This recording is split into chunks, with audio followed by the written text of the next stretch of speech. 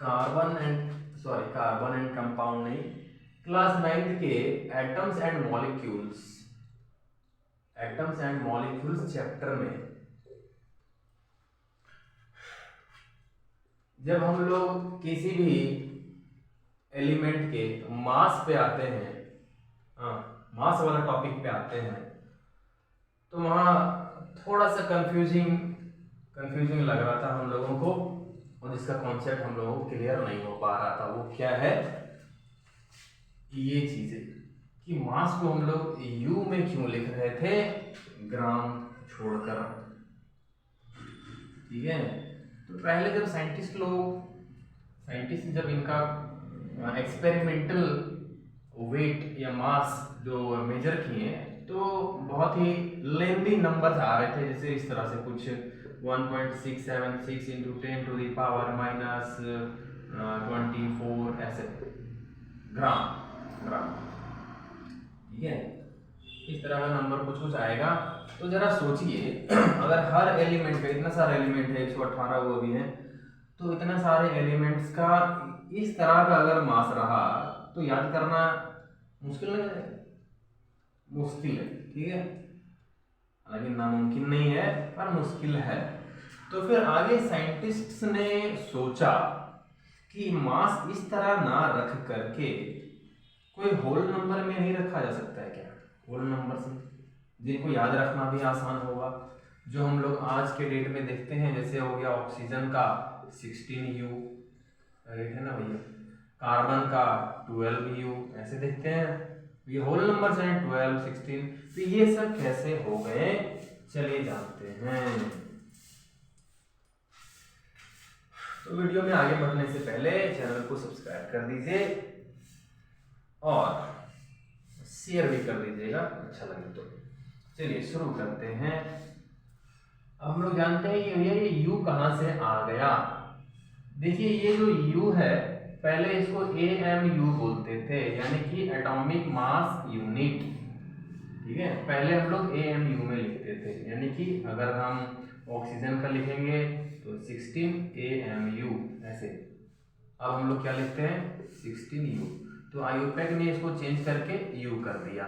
U क्या है, unified मास, और AMU क्या था, atomic mass unit, atomic mass unit. ठीक है, अब हम लोग जानते हैं ये होल नंबर कैसे बना। तो साइंटिस्ट ने सोचा कि इनको होल नंबर कैसे बनाया जाए, तो इनके पास एक उपाय था, रेफरेंस लेकर। तो रेफरेंस किसका लेंगे भैया, किस एलिमेंट का रेफरेंस लेंगे और होल नंबर में डालेंगे।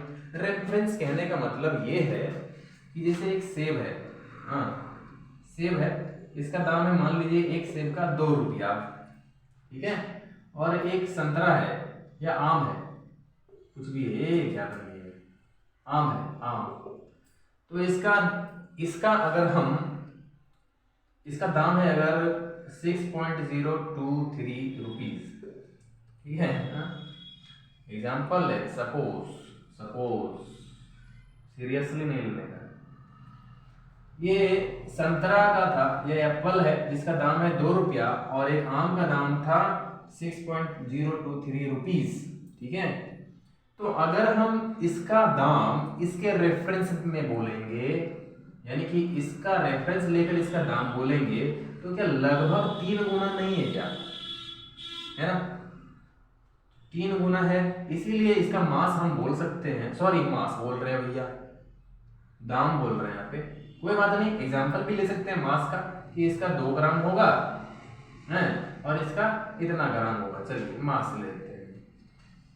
तो इसके रेफरेंस में अगर हम बोलना चाहेंगे कि इसका मास क्या हो गया, 3 गुना है, तो ऑरेंज के 3 गुना है, तो ऑरेंज का भैया 3O लिख देते हैं हम लोग, O। या एप्पल है तो A लिख देते हैं, एप्पल है तो A लिख दिए कि 3A हो जाएगा, यानी कि एप्पल का जितना मास है उसका 3 गुना मास है मैंगो का। तो कुछ यही चीज अप्लाई कर दिए हैं साइंटिस्ट एलिमेंट्स के ऊपर। ठीक है। तो इनको चाहिए था सबसे पहले रेफरेंस पॉइंट, यानी कि किस एलिमेंट का रेफरेंस ले।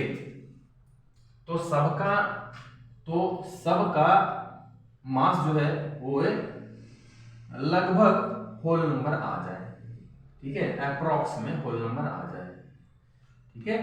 तो वो कुछ इस तरह का एलिमेंट ढूंढ रहे थे। तो सबसे पहले वो उनका नजर पड़ा ऑक्सीजन पे,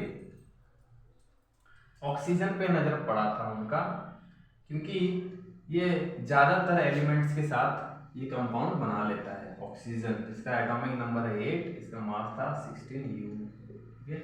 ये जो है ज्यादातर एलिमेंट्स के साथ बॉन्ड फॉर्मेशन कर लेता है, यानी कंपाउंड फॉर्म कर लेता है, इसीलिए साइंटिस्ट का नजर सबसे पहले इस पे गया।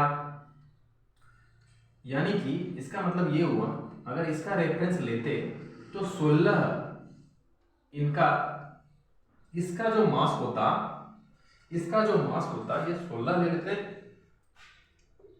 इसको 1 यूनिट बोलने लगते। और अगर दूसरे एलिमेंट का अगर मास मान लीजिए कि 32 ग्राम है, तो क्या बोलने लगते इसको, मान लीजिए 32 ग्राम है, ये ग्राम में ही है, ठीक है।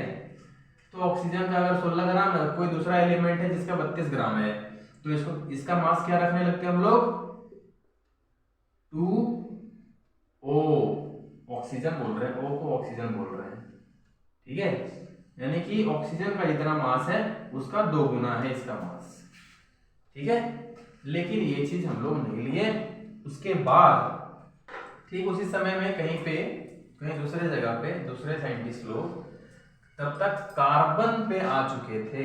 कार्बन का 3 आइसोटोप है, 2 है शायद, 12 और 14 है, 12 14 है, ठीक है, 2 आइसोटोप है। तो कार्बन का 14 मास, जिसका 14 ग्राम मास है या 14 U मास है, वो नहीं लिए थे, क्योंकि ये नेचर में बहुत कम पाया जाता है। नेचर में सबसे ज्यादा यानी कि 99% तक लगभग C12 ही होता है। कार्बन का 12 वाला जो आइसोटोप होता है यही होता है लगभग। तो ये वाला सर्च कर लिए थे साइंटिस्ट, और इसी का रेफरेंस लेने लगे थे सबका एटॉमिक मास देने के लिए, होल नंबर बनाने के लिए। तो इसका क्या था भैया, 12 था, 12 ग्राम मान लीजिए, चलिए जो भी हो, U होता है एक्चुअली, ग्राम नहीं होता, U होता है, बाद में बताएंगे। हाँ, ये भी जान लीजिए कि 1 U बराबर क्या होता है, इतना ग्राम होता है, ठीक है, 1.676 × 10⁻⁻24 ग्राम, बहुत ही छोटा है ये, ठीक है। तो इसका मतलब ये हुआ कि 12U कार्बन का 12 ये आइसोटोप, इसका हम लोग रेफरेंस लेने लगे बाकी सब एलिमेंट का मास होल नंबर बनाने के लिए, ठीक है, इस तरह से, ठीक है। तो इसका क्या किए, मास को अगर हम इसके 12 भाग करेंगे, 12 टुकड़ा करेंगे,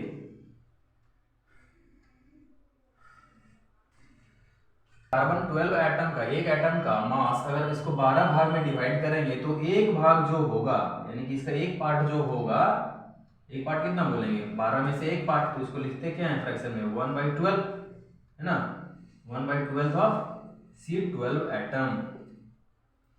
तो एक पार्ट जो होगा इसी को बोलेंगे हम लोग 1 यूनिट, मतलब 1 यूनिफाइड मास। इसी चीज को रेफरेंस पॉइंट लिया गया। यहाँ पे जैसे हम लोग बोले थे ना, U क्या है, एप्पल का लिए थे, पूरा का ले लिए थे, इसका आधा बोलेंगे 1 हो जाएगा, ठीक है।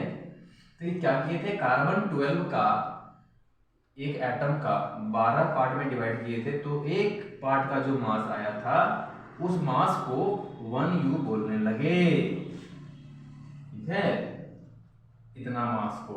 और अगर किसी एलिमेंट का मान लीजिए कि इतना मास से मान लीजिए कि 4 गुना है, हाँ 4 गुना है, तो क्या बोलने लगेंगे, 4U बोलने लगेंगे, ठीक है।